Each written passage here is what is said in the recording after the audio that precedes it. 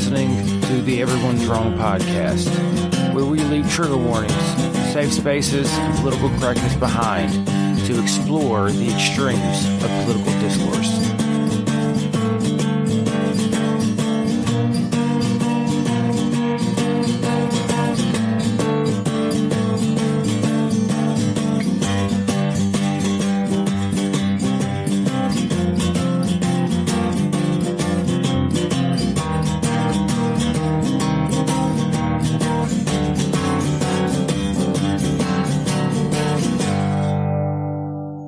Hey, you fucks, this is Everyone's Wrong. I'm Dave, a.k.a. The Great White North.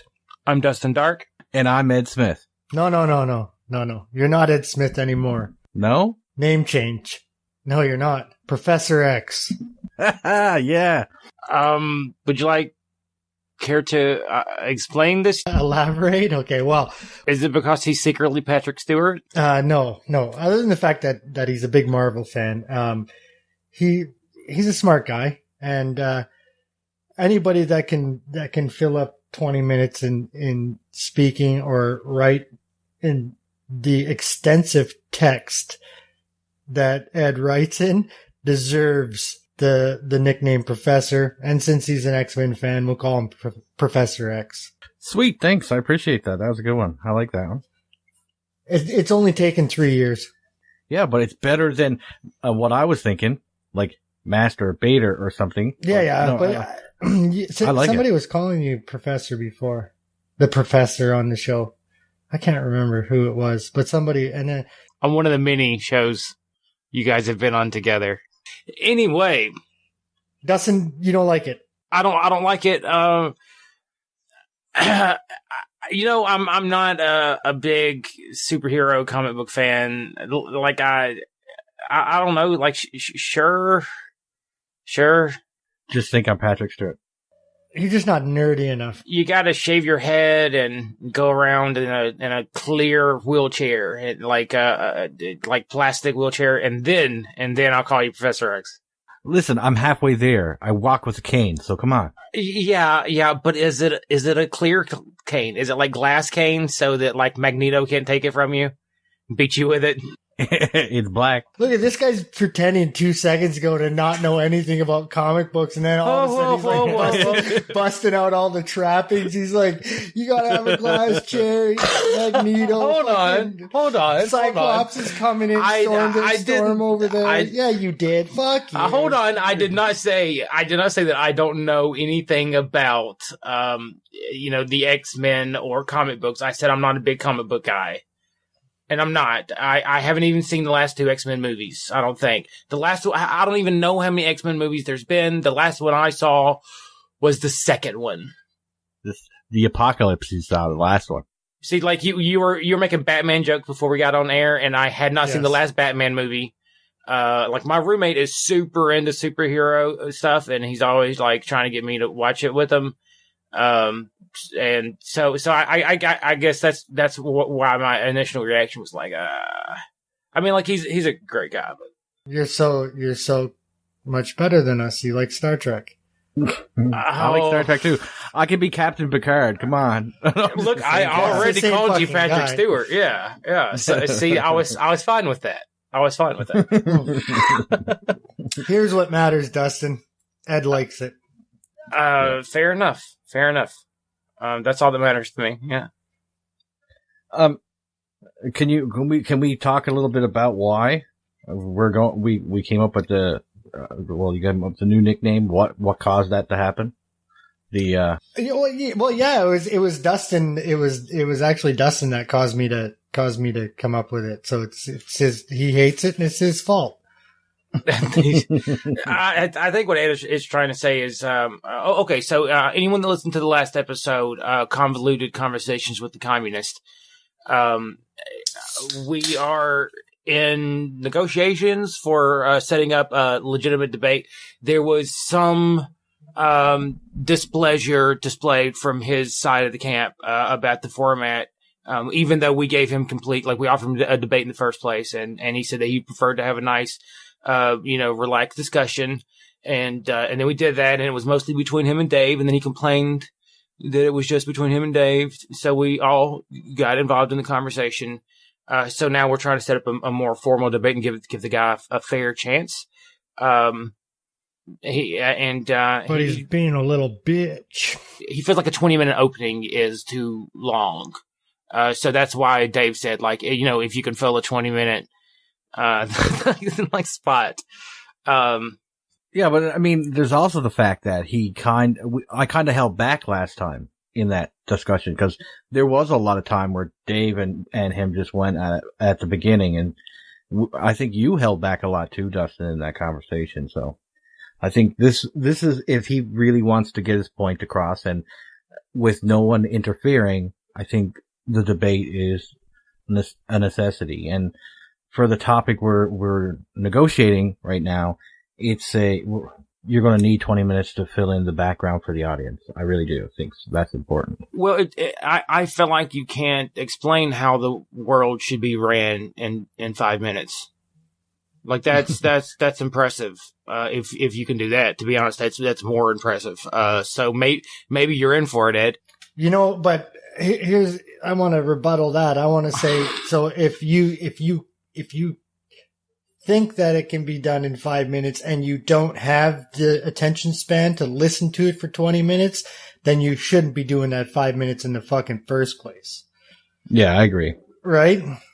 Okay. Well, anyway, we'll all find out if that is going to be happening. I guess keep your eyes out, keep your ears out, however you would put it in this format. Both. Keep both eyes and ears out. Yes. In fact, this is a good segue. In fact, if you want to keep an eye on what's going on with our show, a great way to do that is to join the Everyone's Wrong After Hours Facebook group that we've started. We are trying to form a community, to discuss, politics and pop culture or whatever people are interested in. So far we have, 5-6 people, including the three of us. Way to sell it, Dustin. Yeah. Well, the thing is right now, if you do join, your voice absolutely will be heard. And we are absolutely there, interacting too. And we post a lot of the stories that end up, inspiring the show too. And we have a segment tonight that was requested by a listener. That's a good way to do that. If you're interested, if you'd like to hear us talk about something that you're particularly interested in, that's a good place for that to happen as well. Yeah. Plus I like meeting new people. Of course. Whatever. Like this, the whole point of this is like, I enjoy meeting new people. I enjoy having, conversations about just about anything. So should be fun, and we'll see how it goes. Yeah. I mean, you don't have to be like super political to do so. Oh, no. You can comment on anything. And you're totally welcome to just come and lurk as well. You just yeah. You don't have to interact or anything like that. So Ed likes eating commies for breakfast, or commies breakfasts. Is that what you said? He'll eat your breakfast. Commies breakfasts. Commies breakfasts. I'll steal your breakfast and then I'll kick the shit out of a Nazi. Yeah. The old saying here is he'll eat your breakfast to make you say thank you. Okay. Which is what I told him. Anyway. Moving on. That is the post right there that inspired the fucking Professor X. Shouldn't have posted it. All right. So what's next? What do we have to talk about next? I know the worst opening ever in the history of openings. This is the worst opening ever of the show, and we're talking about going live too. And let's do it for 30 minutes. We don't have anything to fucking say. No, well, you want to talk about Peterson and the communist on your timeline. Yeah, sure, yeah. No, bitch. You're right. Or don't edit this shit out either. People will find this funny. Okay, all right. Anyways, I guess I made fun of Peterson a while ago on a podcast that I did. Jordan Peterson, that is the. Hold on. For people that want full reference, you can find it on YouTube by searching "Will the Real Jordan Peterson Please Stand Up?" It's under Wayward Atheist. That's the only place you can find it now. It was before I joined this show. But go ahead. No, this in no way detracts from any of our arguments against him directly and his philosophy, but he was talking about there being more Marxists than we think there are in society, and I was making fun of him, calling him paranoid, and coined a new phrase, kind of like the Hitler phrase, their road to Stalingard. I think that I'm not going to say that in the same way that he says there's lots of Marxists. I'll say that I've seen a lot more than I thought that I would have, and they've actually popped up in my timeline and on my friends list. And I'm not just talking about like people that are like, yay, fucking free shit. I'm talking about like people with the hammer and sickle on their webpage, on their Facebook page, which is insane to me. Well, I think you have to consider where Jordan Peterson's perspective is coming from, and he spends a lot of his time at and interacting with people from the University of Toronto. I bet he does bump into a few commies there. I bet he does. I know, but these people aren't idyllic university students that I've been seeing on my timeline, coming into my wall on my... No, I was talking about the professors. I was talking about administration. I'm talking about grown fucking men that just don't know better. No, but I know that. But I'm talking about people that are not within the faculty range, because he doesn't speak of it outside of academics, right? Like he talks about it inside of academics. I'm saying I'm seeing it outside of academics. Yeah, but what we're seeing too, Dave, outside of academics too, you're seeing people who think they're talking about communism, but they're not. I mean, half of them don't even know what the fucking word communism really means. I've seen from some of the posts that I've seen, some of these people think that socialism and communism cannot be separated. You can have socialism without communism, but you can't have communism without socialism. Exactly. Well, I think the argument that the fellow that you're talking about put forward is that true, in quotation marks, real, in quotation marks, communism isn't forced. Socialism is forced. No, that's ass formist. Yes. Communism is forced. Socialism is not. It's an ideology, not an action, like communism. And plus, and not that I like this version of socialism either, but there's democratic socialism as well. Yes. And there's also social democracy, which is a total different cat. But, I mean, we don't have time to go into all that tonight, but we should. But I'm just saying his argument was off, way off. Oh, because of that. Way off. Anyway, so my apologies to the esteemed. You can't do that with a straight face. Jordan Peterson, the bringer of truth. Anyways, I did want to say though that this and no, so because I'm saying that I'm seeing more communists, I'm waiting to see if Nazis pop up in my timeline. Like, obviously we've seen them on TV, but we've also seen communists on TV with the Antifa thing and in the newspaper. And so we've seen the Tiki Torch Bros and the Nazis that are in the line, but I'm wondering if I'm going to start seeing them actually pop up into my timeline, and if I'm going to have to apologize for Hitler hysteria. Okay, so my problem with that, Dave, and I don't think we're going to have to apologize for Hitler hysteria, and this is why. You're not seeing a lot of Stalinists necessarily in your timeline, communist. And the argument that we made in the episode Hitler hysteria is that there are fascists, there are white nationalists, there are white separatists. We interviewed one in episode 2. But there are very few actual Nazis, and we are dirtying the word. Yes. And it is a hysteria that is not founded, that even then the number of white nationalists probably is, a bit overestimated at the moment. Now that part we might have to come back on. But as far as these people not being Nazis, like that would be like calling, these guys Soviets. They're not Yeah. Soviets. Yeah, they're communists. They're communists. So, Yeah. I don't think we're going to be reneging on that particular part of the statement. Yes. Any Ed? Do you have something to add? No, I mean, 1945, the Nationalist Socialist Party stopped taking membership, right? One last thing before we move into the main part of the show. We are on, you can find us on YouTube. You can find us on iTunes and other apps.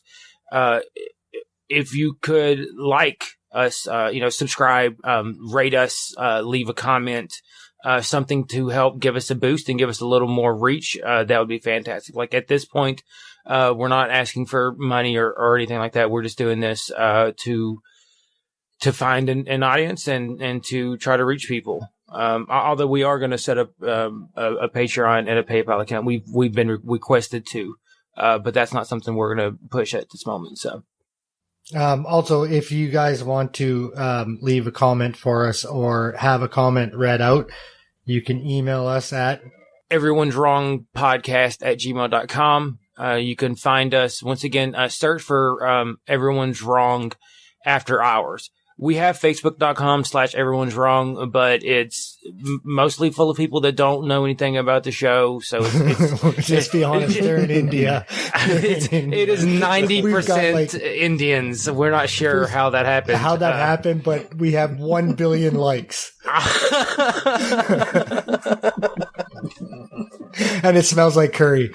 Oh no! Shit, no! Oh man! No! Okay, so my wife is South Asian. I'm allowed to. You're allowed to. No, we made that Facebook account when we started the show the first time in December of last year, and I think that a lot of people just Google or search. I use the word Google as a verb. People have just searching Facebook, Everyone's Wrong, and then they find this group, and then they like it. And I guess it just started with Indians, and then it starts suggesting groups to people in your friends list, right? Because you're in it. So I guess like one Indian guy got us 100 followers. And the funny thing is most of them like and follow, even though we rarely post. The shows do automatically go out on that Facebook feed though. But I'll be sharing that within the group in the future, the closed group in the future. So, and by the way, the point of the closed group is that,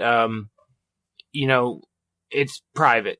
Anyone that is found, like screen capping and sharing outside will be, banned and booted out. There's no, personal attacks. There's no spamming or anything like that. Outside of that, the topic is wide open and anyone can talk about anything they would like to. And arguments can get heated, but they're not. We don't allow ad hominem. Yes. And it will be moderated in that way. Feel free to explore any political ideas that you have. We're not going to freak out on you if you're wrong, or even if we're wrong, or whatever. Any political ideas that you want to try to sort out, then. And if you want to suggest a topic for the show, please do so. Right. Okay, so Dave, you want to take us to the next segment? Yeah, all right. Dustin's about his bong. He's fucking jonesing. I can see him shaking. Ed actually has his fucking one-hitter-quitter pipe that he needs to fucking hit. I can see him halfway out the window already. What's that? Ed's wife's calling him. We'll be right back from the break.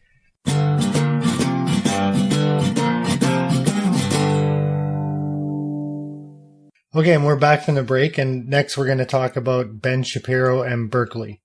Before we get into it, I just want to ask you guys your opinions on Ben Shapiro himself. Dude has some good points sometimes, but more often than not, it's half-truths mixed in with bullshit. And Dustin? I'm glad you asked me, because I was recently on another podcast, the Zacrilege Show, where I was interviewed, and towards the end of it, he asked me if there were any conservative commentators that I was particularly fond of. And it's not something I really think of. I listen to a lot of them, but it's mostly to disagree. And at this point, they're just more entertaining. And I named Ben Shapiro. And the fact is that he particularly had a speech a while ago that was Toughen Up Kids. During the 2016 election, he was going around giving that speech. And I particularly liked that one. going back, I wish I named someone probably a little more reasonable. I mean, Ben Shapiro is not that bad of a dude, He bends the facts a little bit, which I did say on Zach's show. But anyway. Like that's been my whole argument against him, is the half-truths things. I don't know if you've ever listened to his abortion arguments. They're nonsense. Just complete. And it's like, it's a religious argument basically, and based in not facts. Like the most hyperbolic argument you can think of, like the clamps are rammed up the vagina, the baby's skull is cracked, and the brains come fucking oozing out. Like it's really fucking really over. Yeah, it's really over the top, his arguments for that. And they're fully formed babies, and it's so over the top. So that's why I say like his arguments are half truths. I mean, I'm sure he has some that are truthful, but okay. So you go ahead, and then I'm gonna. Yeah, let me. I'm gonna give him a compliment sandwich that I think describes my feelings about Ben Shapiro pretty good. I saw one particular speech he gives, or interview. I watched hours and hours of everybody, so who knows what form it was, but. Point is, he said, and it's true, he says, I do not make religious arguments in politics. And that's good. Hold on, let me finish. He said, what I do though, as a religious person, is I know that the Bible, the Torah is true. So I work to find how that's true. So this is my problem in the compliment sandwich, is that that's not what you follow the evidence to find out what's true. You don't start with the conclusion. And so he's starting with conclusion and he's working backwards. And that's why we find him manipulating facts. Otherwise, it is entertaining to watch him do those gymnastics, for one, which is the other than the compliment sandwich. Sure. It's entertaining to watch him do those gymnastics, and he is very sharp and quick spoken, like he's an entertaining guy. He's very Matt Slick. Yes. He's very New York Jew. Yeah. He's wearing a yarmulke. So all that being said, and obviously my feelings of him are pretty apparent. I think he's a fucking twat, but, that doesn't mean I wouldn't let him speak. Like, this is not an alt-right person. He didn't even vote for Trump, for fuck's sakes. He's not a Nazi. Like, Dustin has pointed out, he's Jewish. He's a conservative, and he's a strong conservative. He's not like a small C conservative. He's a big C conservative. The revolt that we see at Berkeley from letting him speak is beyond reproach. It's hard for me to put into words the disgust I feel for the faculty and for the students at Berkeley, that the university had to hire security because just a conservative is coming to speak at their university is fucking retarded, and it's embarrassing to the left. Like literally embarrassing. Go ahead, Ed. Yeah, I mean, he spends as much time bitching about the Republican Party as he does about the Democrats half the time. You know what I mean? He does. He hates the Republican Party just, because it's fractile and it doesn't represent true conservative values, as he says. But I think it's, like you said, it's an embarrassment that you cannot allow someone who disagrees with you fundamentally to speak. How do you not know what you're discussing? How do you know what you're fighting against if you never hear that person speak? You're just setting up straw men that you can beat down. Basically, that's what you're doing. Yeah. All right. Well, I'm gonna read an article, and then we'll we have a couple articles to read, and we'll discuss free speech basically and no platforming. Okay. So this is from Fake News, CNN. That was very Ben Shapiro of me. As conservative radio host Ben Shapiro spoke at the University of California, protesters swarmed outside, chanting various slogans. Police stood in full riot gear, standing guard, as the school took extensive security measures, shutting down surrounding buildings and setting up a large perimeter around the hall where Ben Shapiro gave a speech and answered questions Thursday night. The school was facing a critical test on whether it could prevent violence from breaking out. The protests appeared mostly peaceful, although CNN witnessed scuffles between a Shapiro supporter and another woman. So it's obviously two women that were going at it there. Berkeley police said there was no reported injuries due to violence and no reports of any damage to property Thursday as the crowd swelled to nearly 1,000 people. Police arrested 9 outside the event, according to Berkeley Police and Alameda County Sheriff Office. At least 3 of those people were taken into custody for carrying banned weapons. Think about it. They brought weapons to protest to a somebody. Speech. Banned weapons to somebody fucking speaking. And I'm happy that the university had the security force and had the police force there to be able to control and stop the violence. But the fact that they needed them in the first place is what is the issue here. Like, this is not like somebody that's actually like a Nazi or you know, or believes in the Nazi ideology or is actually like a real racist. This is not what we're dealing with here. Okay. Officials had hoped to avoid the kind of violence that erupted on campus when right-wing commentator Milo Yiannopoulos came to speak. In February, protesters caused $100,000 worth of damage to the public university when they threw fireworks, rocks, Molotov cocktails on campus, forcing the event to be canceled. The university blamed 150 masked aggregators. Why don't they just say Antifa? For some of the violence during which took place. I think I'll end the article there. Dude, I don't understand why you would take a weapon for a protest. Unless your intention is severely to cause mayhem and violence. That's the only purpose that you're not really protesting. You're just there for the violent end of it, you know? Yeah.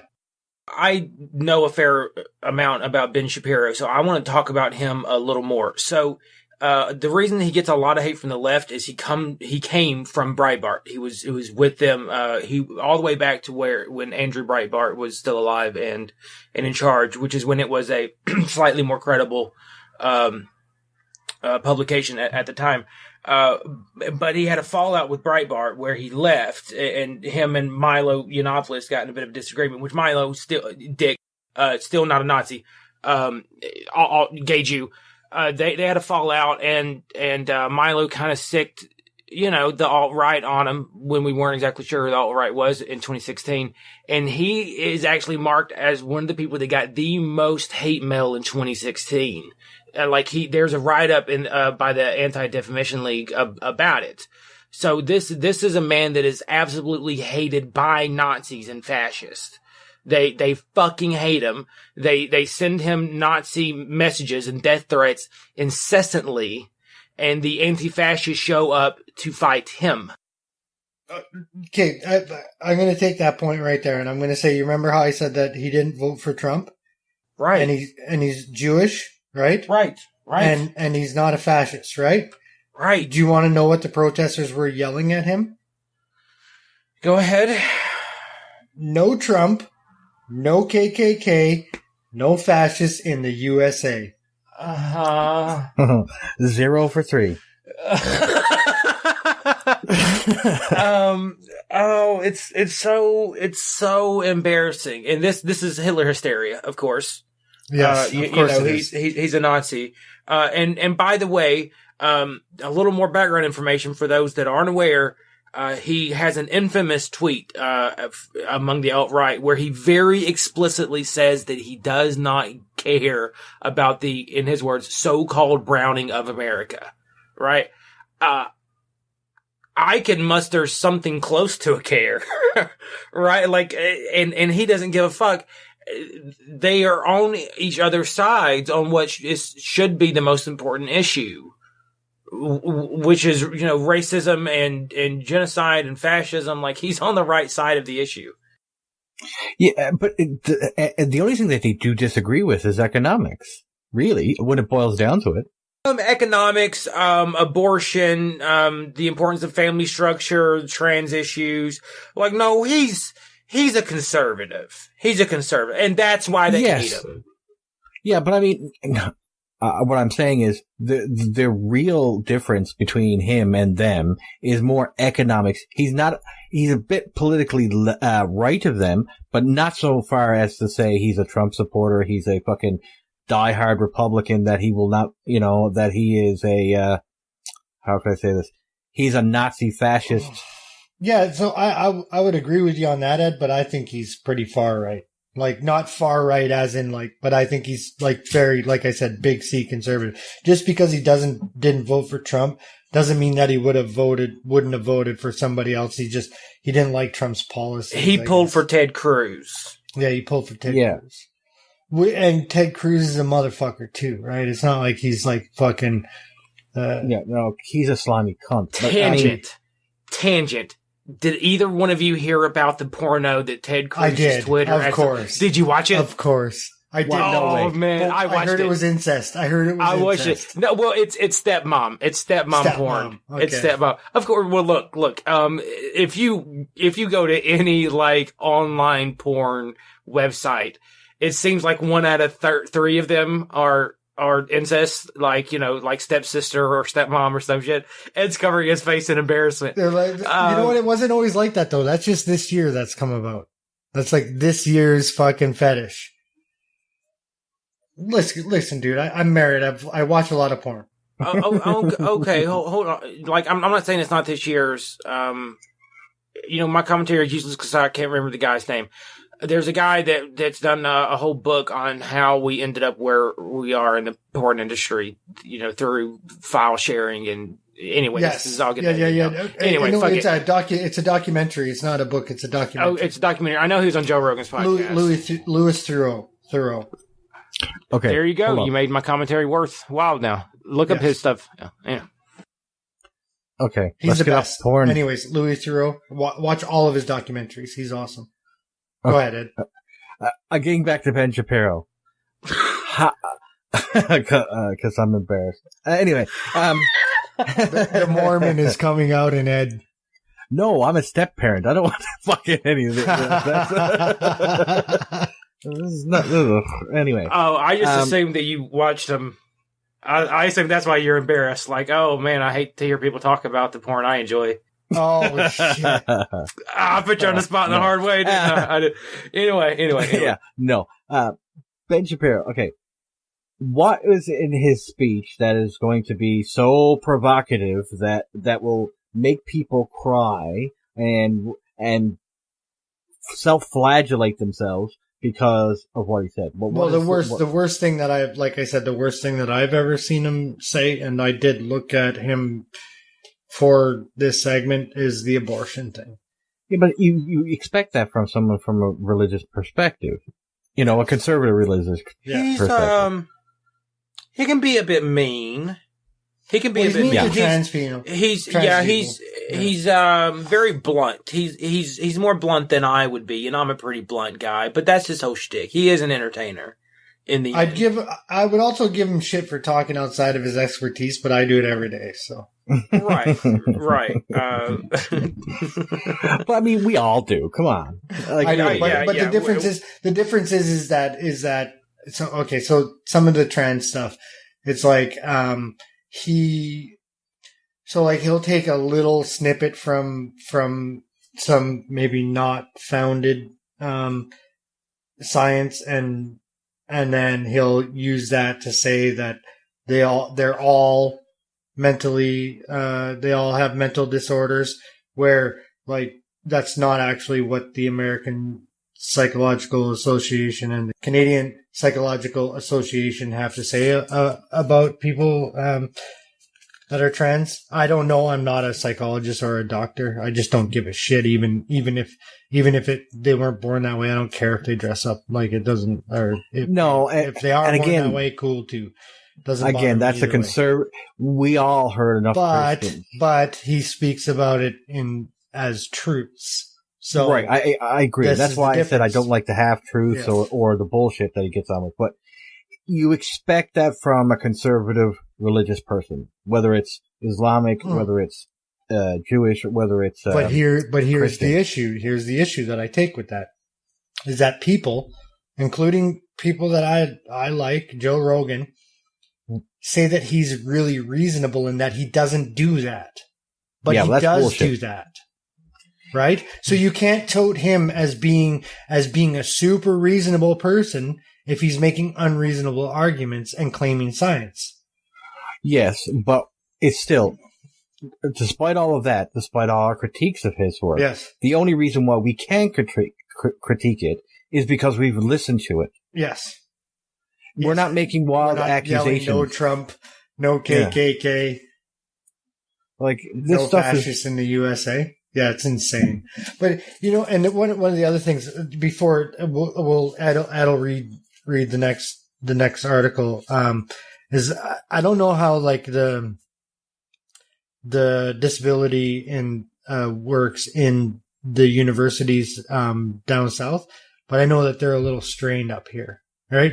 Like there's waits, there's only so much faculty to go around for people that need extra support because maybe they have depression or some of the other things. They have to set up extra testing places because some of those people need to take longer for tests. So the system inside the university is strained because it's not actually part of the healthcare system. It's part of the university or the college system itself. And Edward is gonna read an article that doesn't have a good look towards the protesters, or not the protesters, the faculty and the students, I would say, for sure. This is called The Campus Left versus the Mentally Ill. And it starts off, conservative commenter Ben Shapiro is scheduled to speak Thursday at the University of California, Berkeley, and school officials are prepared. A campus-wide announcement promised, quote, support and counseling services for students, staff, and faculty, quote, end quote, who feel Mr. Shapiro's presence threatens their, quote, sense of safety and belonging. You don't have to be a psychologist to see the absurdity of an elite American university offering mental health services in response to a talk no one is required to attend. But such political theatrics aren't objectionable only for free speech reasons. A minority of students on college campuses legitimately struggle with mental illness, and they deserve support. They are collateral damage of psychology's abuse for ideological purposes. For one, the misappropriation of psychology contributes to the snowflake narrative.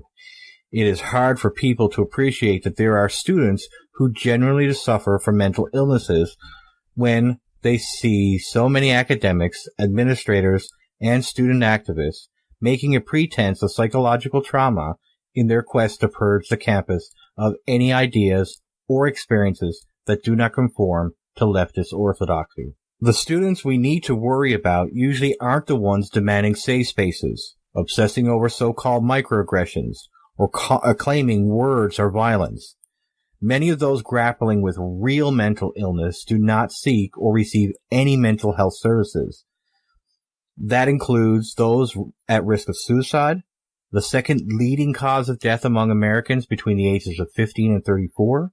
One large national survey found that less than 20% of suicidal students were receiving treatment. Mental health professionals working on college campuses have noted an increase in demand for services from students. There are reasons to debate to the extent which we are experiencing an increase in prevalence of mental illness as opposed to a decrease in college students' preparedness for normal life stressors. Do young adults need mental health services more, or are they experiencing independently navigating the world? This issue is complex and experts diverse in opinions. Anyway, so I'm going to end it there, but basically what they're saying in this is that the people who really need the help are not getting it, and the people who are basically claiming that violence of words are sucking up what resources are left. And there's not enough room for these people who actually need it.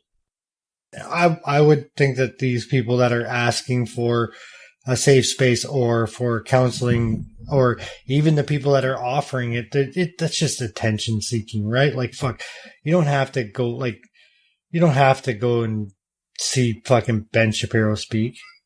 No, and I mean, I went through like 4 years of university and intense scrutiny amongst my peers, and I've seen arguments that I don't agree with, and I couldn't agree with at the time. But I never felt threatened by any of them, you know?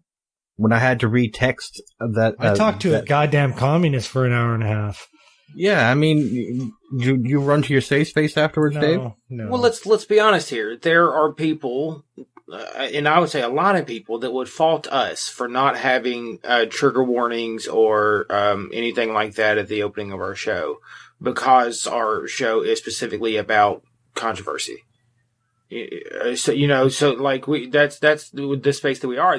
There are people that need to be that feel like they need to be protected from us.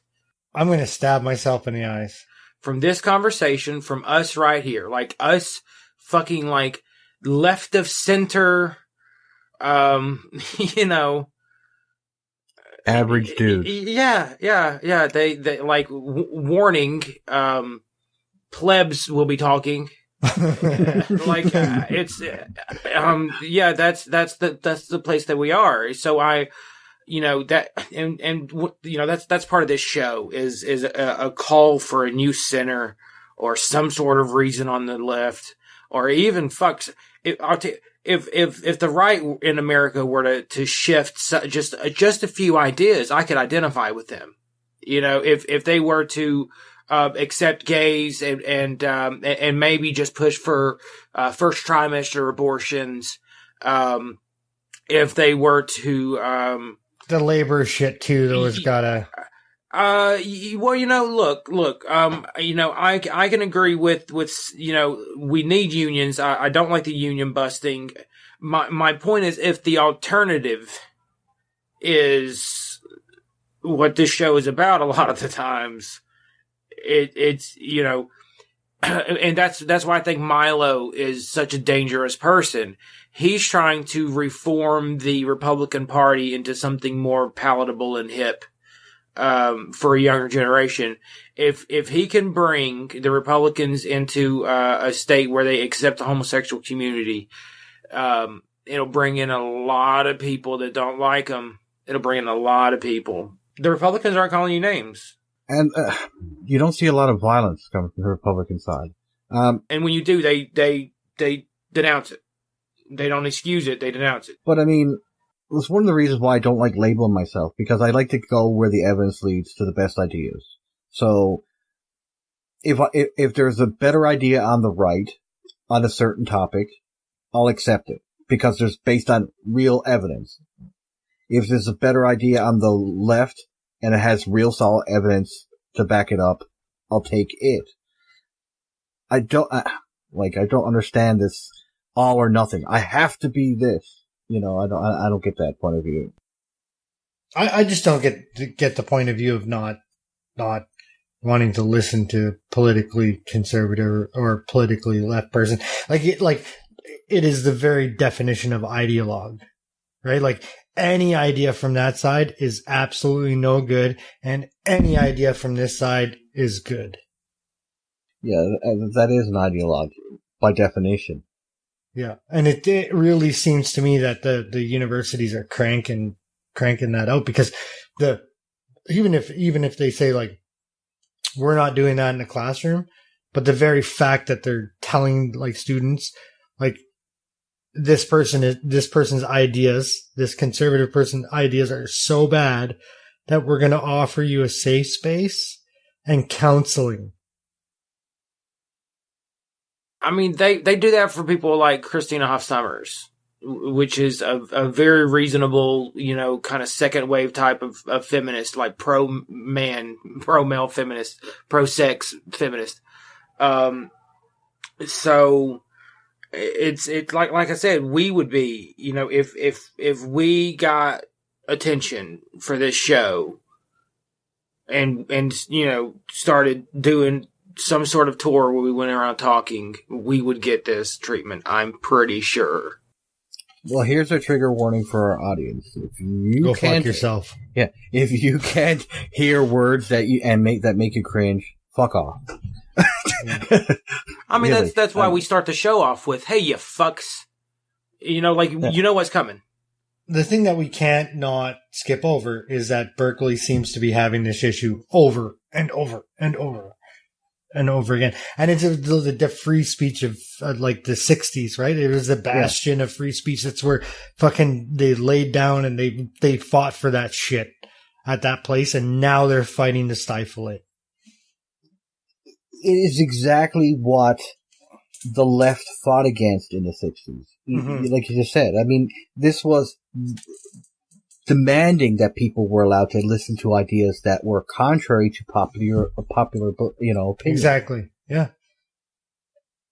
And I mean, of all people, who the fuck would be scared of Ben Shapiro? He's a tiny little fuck with a squeaky voice. Like, come on. Hey, his words are violence, and words are violence, and he's a fast talker, so he's got the machine guns. Fucking. Christopher Hitchens called all this prior to any of this happening. He said verbatim what was going to happen, and it's really sad to see that coming true. Like, that's what anyone listening that doesn't know who Christopher Hitchens is, do yourself a favor, go to YouTube and clear out your day, and just more like your month, clear out your life. And enjoy. God rest his soul. All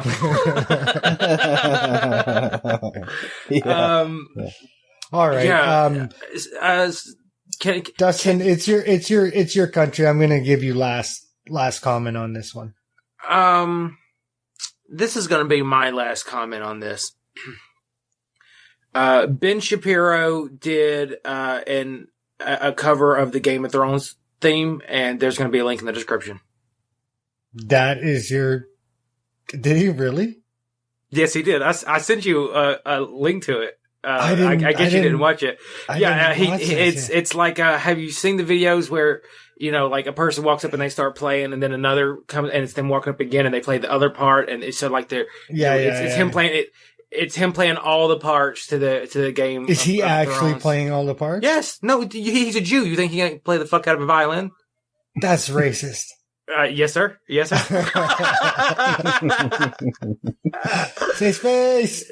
Look, he's a lawyer and his doctor's a wife, and he wears a yarmulke. Like, what? Hold on. I'm fucking Tumblr triggered now. Okay. Am I being racist here, or am I observing? No. Okay, hold on a second. His doctor is a wife. Or his wife's a doctor. Did I say it backwards? His doctor is his wife. His wife is a doctor. And it could be his doctor. Probably his wife, yeah. Could be that. I mean, he'd probably save money that way, and he's a penny pinching Jew. I'm gonna cut that out. Do not cut that out, you son of a bitch. I'll leave that in. No. But he did do a cover of the Game of Thrones theme. He's a big fan of the show. And there will be a link in the description. If one of you watches, that's good enough for me. If one listener. All right. Okay. So you had basically fuck all to add. As I've always said, there's a reason why free speech comes in the United States Constitution comes first, and the right to bear arms comes second. And don't give me the bullshit. Yeah, I know there was other ones that were removed, but there's a reason why it comes first, because we try to resolve differences with words before we have to go through guns and violence. Let's solve our problems by talking them out, and that's what free speech is all about. And I will say that I'm happy that he wasn't deplatformed. At least he wasn't deplatformed. The university kind of pulled it like it's retarded that they needed the security to be pulled together, but universities are not businesses, so I don't think they get to deplatform people, and I think people are starting to realize this. Last time he was deplatformed. Last time he was. Yes. In fact, the police told him that if he set foot on campus, they would arrest him. So he went to an alternative venue and gave his speech. Yes. So happy that he wasn't deplatformed. Agreed. Do I give a shit about his talk? Not really. Would I sit through his talk? Maybe. Yeah. I would. Maybe. Yeah. Maybe. I would just for curiosity more than anything else. No, I'd shake the dude's hand. No, like I mean it. Here's the thing, though. He's very nasally. Yeah, Super nasally. Yeah, Jew. We've been over this. Oh.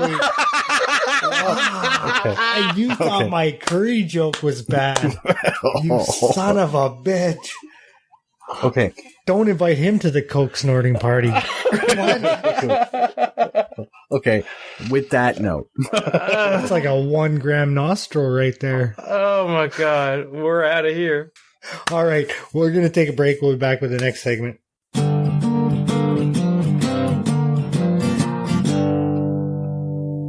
All right. Well, we're back from the break, and in the last segment of the show, we are going to cover the oil industry in Canada, and I'm going to give my opinions on how I feel about oil and renewable energy and such. The reason why I'm doing this topic, I know it's not our normal topic, but our most solid listener, I guess, the one that takes most part in our group and gives her opinion the most. Brooke asks for it. So she's actually been asking for it since before we even started this one, hasn't she, Dustin?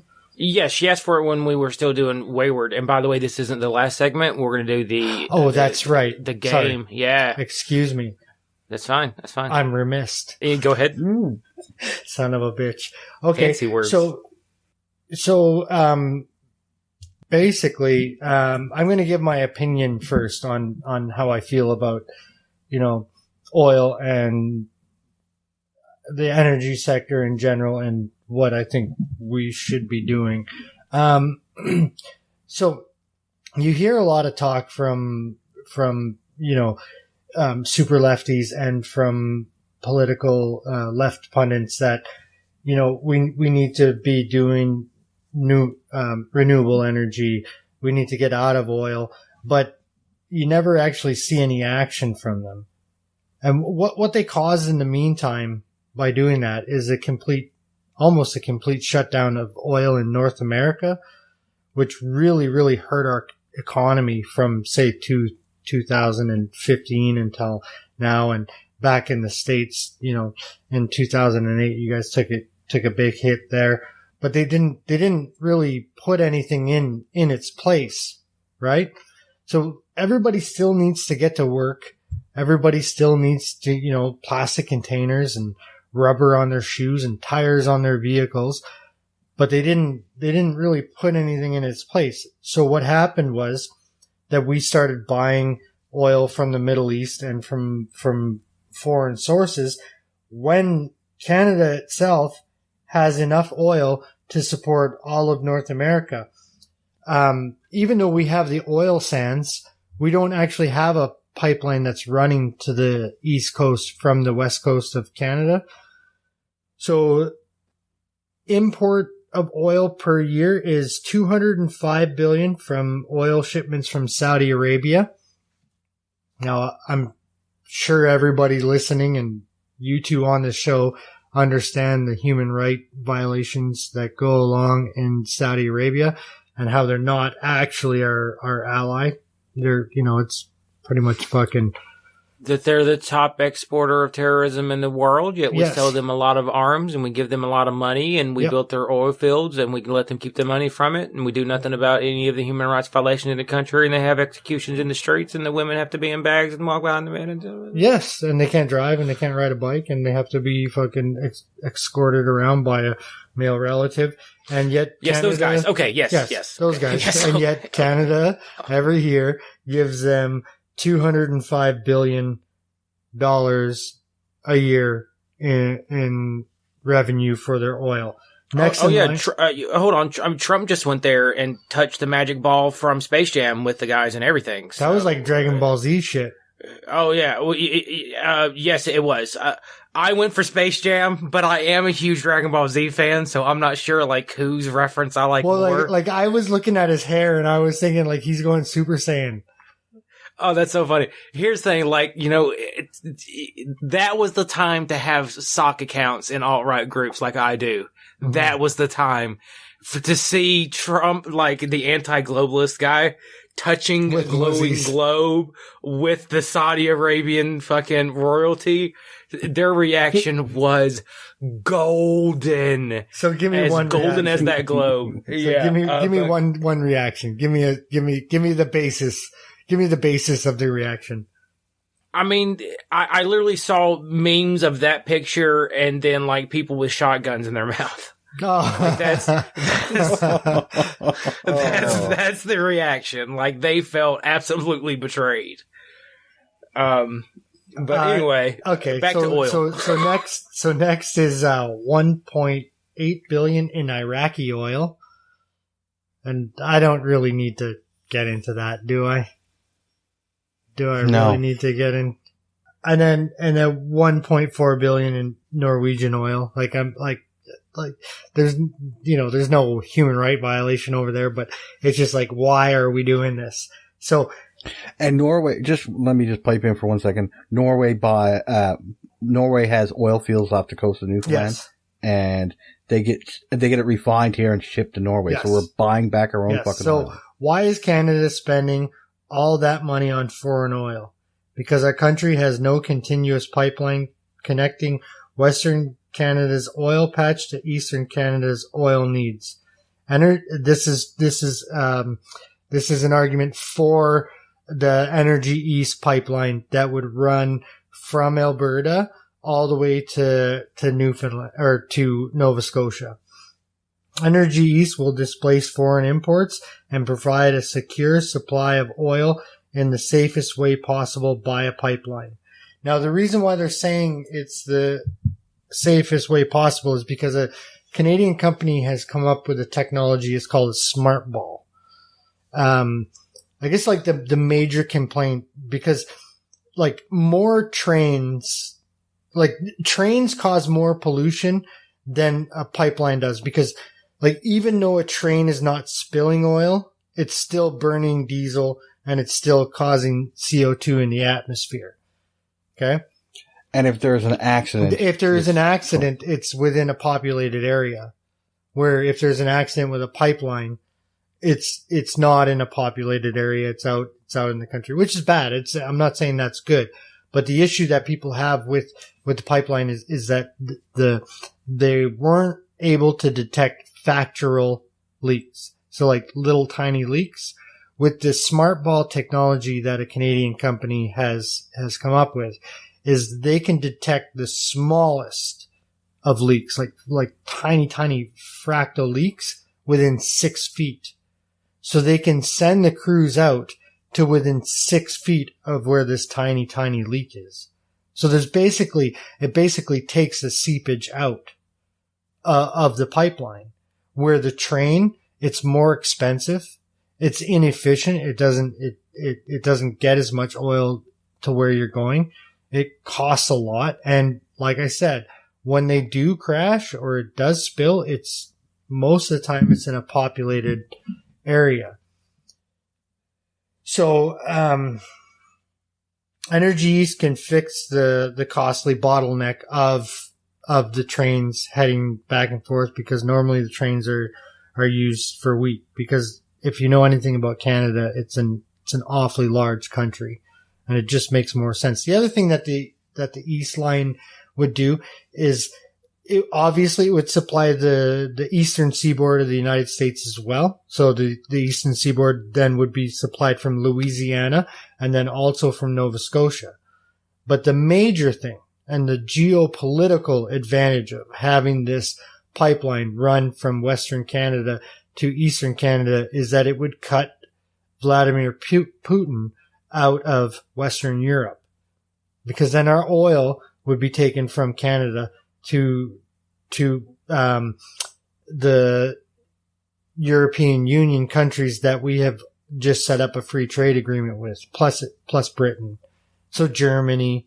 And that's the one thing that Putin has been able to hold over those countries, is the fact that natural gas and oil is what he supplies to them. Strategically, it's a great idea because it cuts his capital down tremendously, meaning he would have to cut costs in military expenditures. By definition, he had. Yes. Well, and he just, or they just wouldn't have to. They just wouldn't have to get from him anymore, right? Because I don't know if you know about the Chancellor of Germany and Vladimir Putin. They don't exactly get along. Like his tactics, like he knows she's scared of dogs. So when they have a meeting, he brings a German Shepherd with him. You know, so if she cannot deal with him on oil and natural gas anymore, I'm sure she'd be pretty fucking stoked to buy it from Canada. Right? So let's head back. You should see the pictures, Ed, by the way. You should see the pictures of like him with his dog and her sitting there. She was attacked by a dog when she was young. So she's scared shitless. Yeah. So let's follow this pipeline back to the oil sands. And let's talk about that a little bit. How like when the Liberal government took over, the oil sands got a real bad rap, I guess, from liberals, the liberal media, and the green people in general. So anyway, so the problem that people have had with the oil sands is that they say that it's very dirty. Like it burns dirty. It causes a lot of CO2, sourcing this oil from the earth. Because if you don't know what the oil sands are, it's basically oil that's mixed in with sand, and they call that tar, and they mine it like they would a shallow mine. So like gold, you know, they go down, they dig it out, they find it. So the same thing with this oil. And then it's refined and turned into crude. Here's the facts of the matter. And this is from the Canadian federal government website, and the links will be made available for anybody that wants them. In the world, the CO2 emissions that Canada causes is 1.5% of world emissions. The emissions that the oil sands cause in Canada is 0.1%. It's negligible. It's not even, you're not even going to get a stat out of it when you look at it worldwide terms. Yet we had, Jane Fonda come. We had all these, including Obama, but Obama did a good thing for the U.S. during that time by canceling Keystone, because at the same time as canceling Keystone and saying that they were kind of anti-pipeline, they were setting pipelines all over the U.S. and they cut Canada out, and that was kind of why we took a hit, but not thoroughly why we took a hit. So it's not, so that oil obviously doesn't necessarily cause the problems that people say that it does. Actually, so you're saying, sorry, Dave, you're saying that Neil Young is wrong. I'm saying Neil Young, yeah, I'm saying that I'm not saying that it doesn't cause any pollution whatsoever. I'm just saying that it doesn't cause the pollution that people like to claim that it does. Like I said, it's negligible. In a worldwide stat of who are the to be honest with you, the two top countries for emissions is China and then the United States. Those are the 1 and 2. So, but the oil that they get out of California is actually dirtier than the oil that they get in Alberta. So actually the oil that they get out of California is dirtier than they get out of Russia as well. And Venezuela. But Jane Fonda's from California, yet she chose to come down here and make a big stink about it. As far as the Keystone pipeline goes, that has been going on for so long, and so many people have invested money in trying to get that going to the States. Obama killed it back in 2000, and I think it was 9 or 10. Harper was really trying to get that going. then Justin's environmental MP kind of fucked things up. So the investors have pulled their money back. So it's kind of in a stalemate right now, but it's not all doom and gloom for the oil industry in Canada. It's actually starting to pick up again. A Japanese company is opening up a new refinery and project in Alberta that's like $4 billion project that is coming up, and it's starting right away. Our economy has, the growth this year is 4.5%. We're the fastest growing economy out of any of the G20 countries at this present time. And that's due to the fact that the oil prices are starting to climb again, as we are a heavy oil, our economy is heavily driven on oil. I think there's a couple of things that we can do to kind of tweak that a bit. So there's a company in Canada that has figured out a way to make lithium out of the water, ponds that are created by refining the oil and mining the oil out of the oil sands. So, the lithium that they can source out of those, ponds, as they're called in the industry, can be used to make batteries for electric cars. Right? So instead of having to mine lithium and use up the finite mineral that is lithium, we can now make lithium. Because even if you switch to electric cars, you're still going to need crude, because you need crude for plastics. You need crude for, like I said, rubber for your tires. Like, crude is used for a lot more than just running your vehicle. It heats your homes, your clothes, factories, everything runs on crude. I don't have the exact breakdown of stats of exactly how much of our crude is used for industry, and how much of it is used for running vehicles and heating homes. I couldn't find the stats on that, but you're still going to need crude. Yeah, I mean, it's a long time in the future before we can totally say we can't use crude anymore. Yes, of course. But I mean, if we can sort that, but the problem with electric cars is nobody fucking wants to buy them. That's the issue, right? I don't think they'd work up north. I mean, in the wintertime. Well, especially up in like Thunder Bay somewhere where it'd be so cold. Think about this though, Ed. Like your major source of pollution when it comes to transportation on the road is transport trucks. Okay. That's fine that they can switch their transport trucks in Europe to electric. We can't do that shit in North America. You can fit all of fucking Europe into one of our provinces. It's not going to work here. It's too far. It's too, like, you know what I mean? Like, it's just, like, when you get like 80 miles to the battery or even 200 miles to the battery, it's not going to work. So we still need that. You also need a source of electricity. I mean, yes. that electricity is a finite thing too, right? Yes, of course. Yeah. Did I put you to sleep, Dustin? That's what I want to know. No. Go big oil. No, not go big oil. I know. No, that was a joke. Okay. Here's what I think. That was a joke. Here's what I think. Here's what I honestly think. My honest opinion on it. And this is coming from a guy that worked in the industry. I think that we should be striving to find other sources, and we should be doing things to not pollute our planet. But in the meantime, we still need to get around. We still need to do shit. But let's actually come up with some sources and some fucking plans. Let's not sit around and fucking like say, oh, we can't use oil anymore, and then come up with absolutely nothing. Like, there's no reason why the US or Canada can't become the number one country for electric car batteries. There's zero reason why we can't.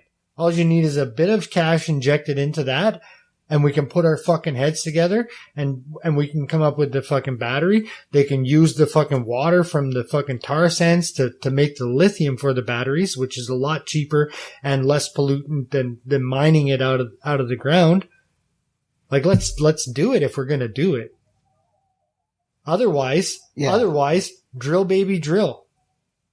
Like, if you're not going to do anything about it. No, I'm being serious.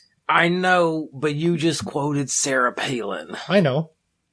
Okay. I just wanted everyone to know. I know who I quoted. I'm just saying, let's come up with a plan. And let's do it, but in the meantime, we still need this. And that's my piece. Well, Brooke, I hope that was informative.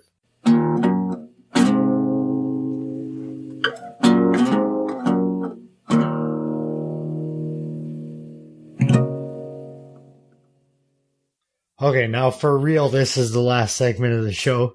I fucked up earlier. One too many beers. About 6 tall boys deep by now. Anyways, last segment of the show, we are going to show that the SJW ideology, when you break it down, is not that much different than the far right. I'm gonna put a little different spin on that. Okay. I first come across the regressive ideology, is what I would call the authoritarian regressive ideology, in an internet group.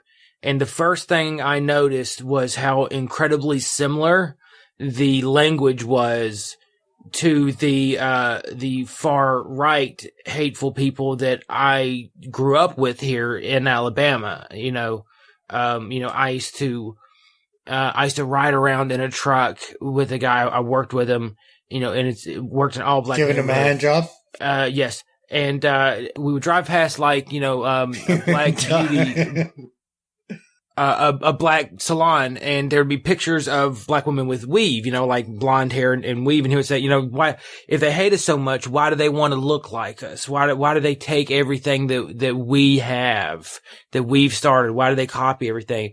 And then I come across people that I would identify as SJWs, talking about cultural appropriation, which is the exact same complaint.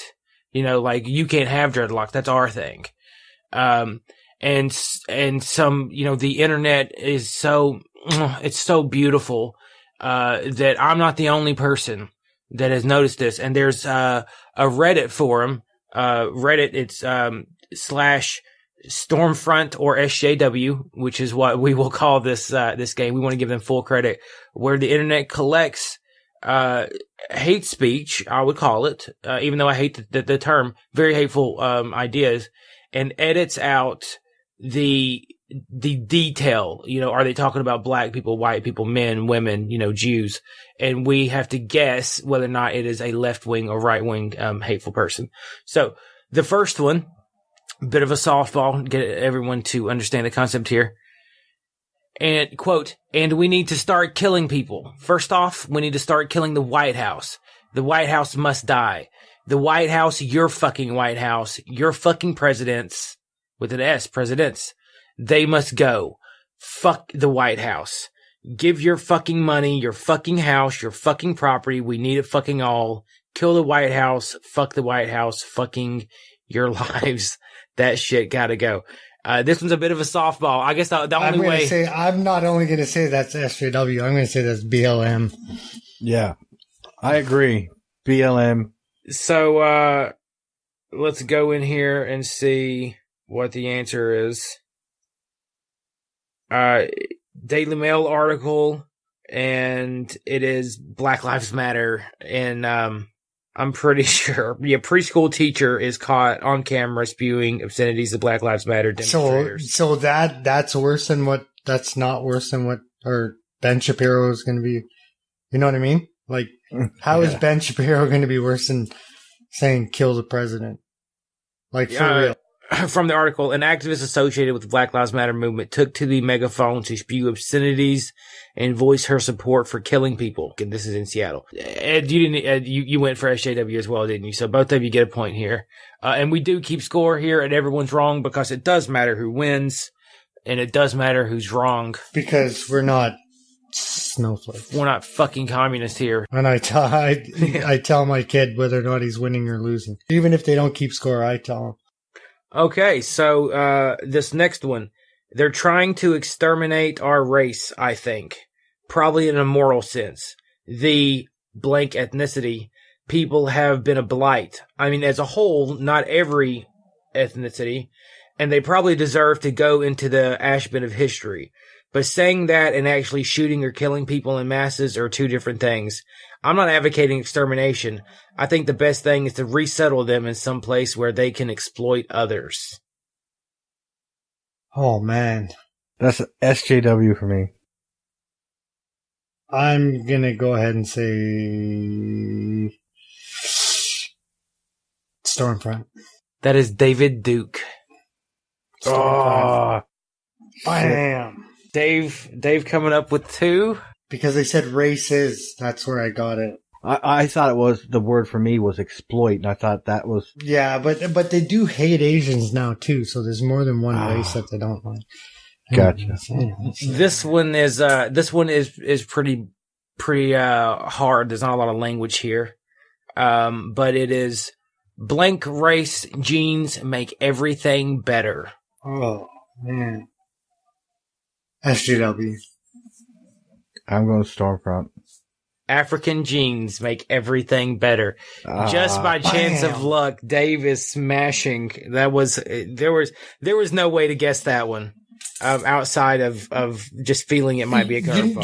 Do you know what that actually reminded me of, and the reason why I picked it?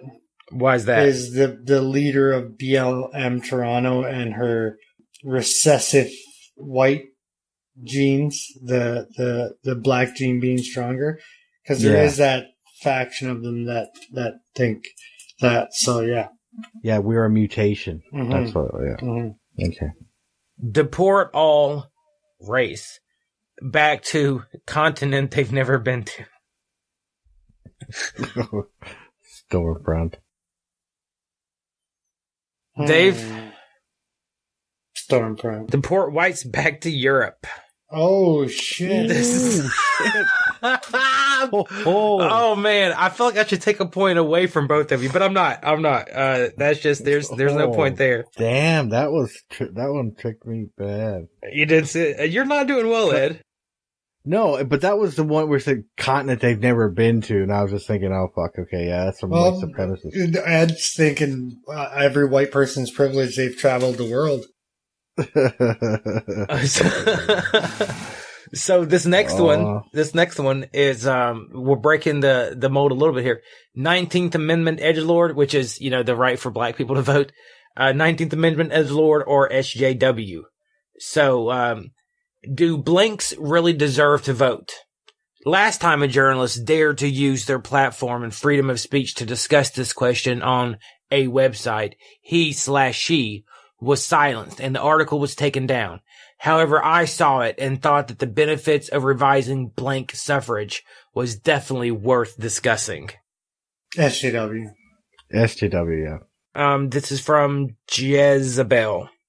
This is from Jezebel. So that is SJW. Dave comes up to 4. I'm at 2. And then Edward is up to 2. I'm making a comeback, Dave. Fuck you. The blank race suffers from low energy. They are thick in the head and the waist and stubby between the legs. Oh, fuck. Stubby between... So SJW, obviously. Yeah, I was thinking SJW because... I think it's part of what I like to call melanin envy. Honkies envy all other races because of their natural vitality.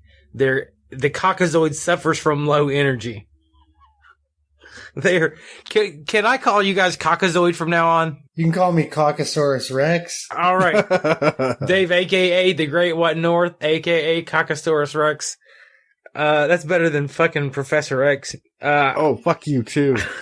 They're thick in the head and the waist, and they're stubby between the legs. That's really the truth. They have tiny little dicks and balls. Their only real, in quotes, advantage. Hold on. Their only, quote, advantage is their ruthlessness and sociopathic nature.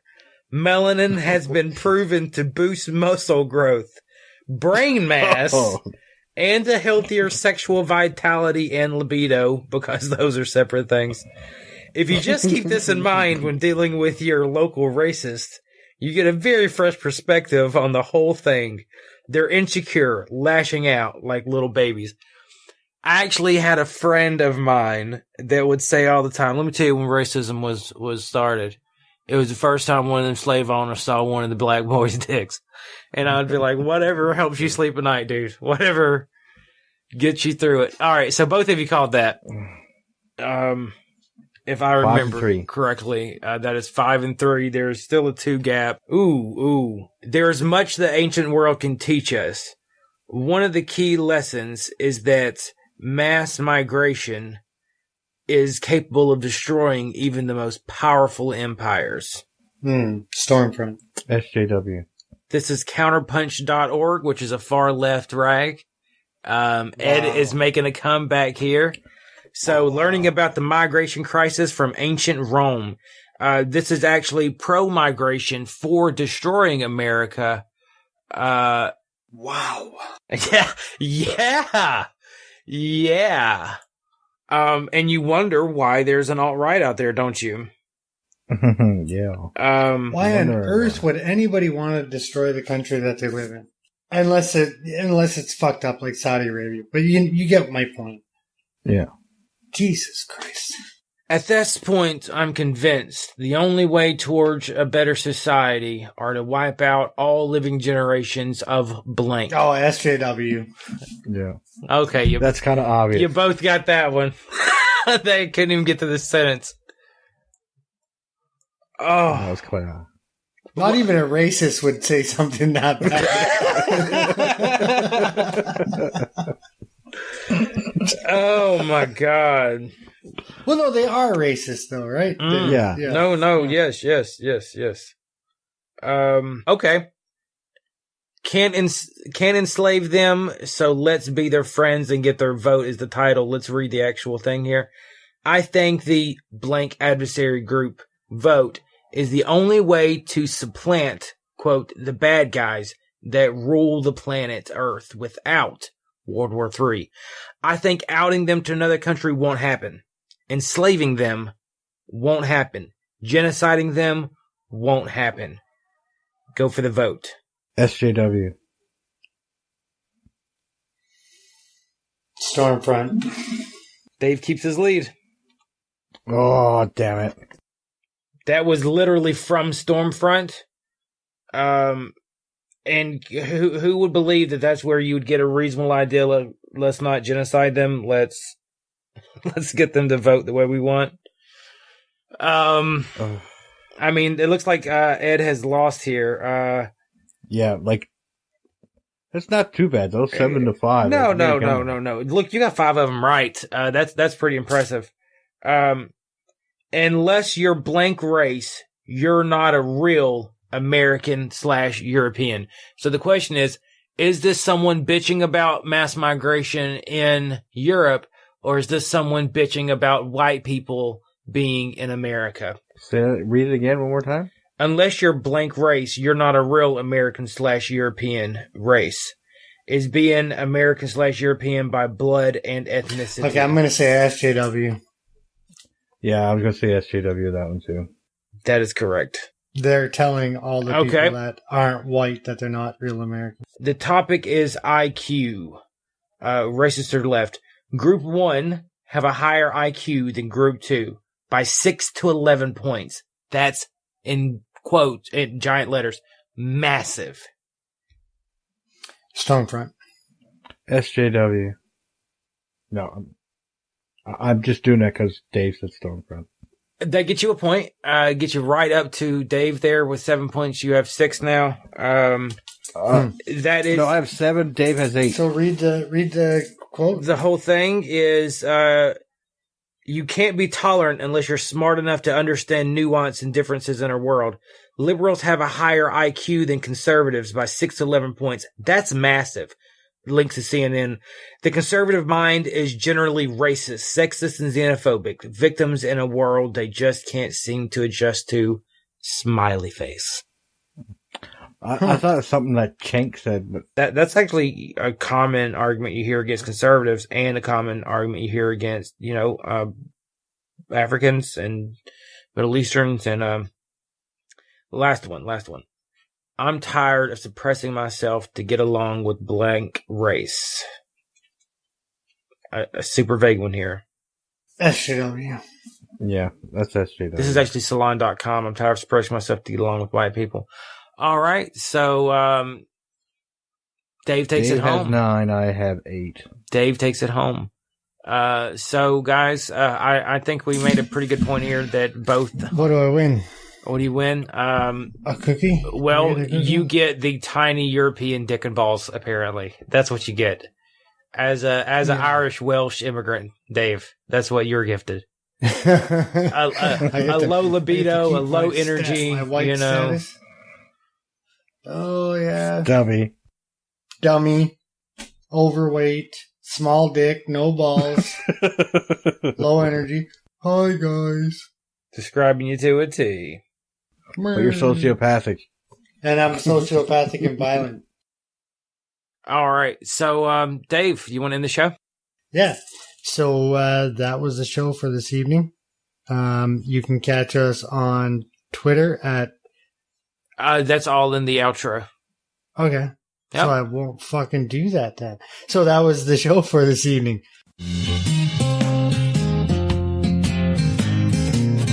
You've been listening to the Everyone's Wrong podcast.